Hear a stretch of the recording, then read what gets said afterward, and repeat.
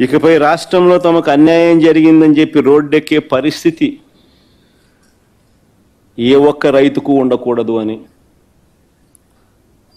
రాష్ట్రంలో తమకు అన్యాయం జరిగిందని చెప్పి రోడ్డెక్కే పరిస్థితి ఏ ఒక్క నిరుద్యోగ యువకుడికి కానీ, చదువుకుంటున్న ఫీజు రీయింబర్స్మెంట్ పొందుతున్న పిల్లలకు కానీ ఏ ఒక్కరికి ఆ హక్కు ఉండకూడదని, రాష్ట్రంలో తమకు అన్యాయం జరిగిందని రోడ్డెక్కే పరిస్థితి ఏ ఒక్క ఉద్యోగికి ఉండకూడదని, ఏ ఒక్క మహిళకు ఉండకూడదని,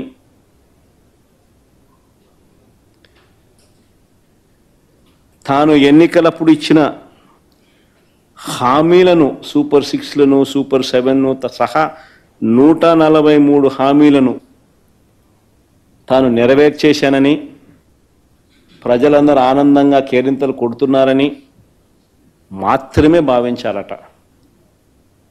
అది చంద్రబాబు నాయుడు ఉద్దేశం. లేదు, కాదు, కుదరదు, ఇది మోసము, అన్యాయము అని ఎవరైనా ప్రశ్నిస్తే తప్పుడు కేసులు, తప్పుడు వాంగ్మూలాలు, వెంటనే వక్రీకరణలు. అసలు నిజంగా పాలకుడు అని చెప్పుకోవడానికి చంద్రబాబు నాయుడు అనే వ్యక్తికి సిగ్గుండాలి. పత్రికలు, టీవీలు అని చెప్పుకునేదానికి ఈ ఎల్లో మీడియాకు సిగ్గుండాలి.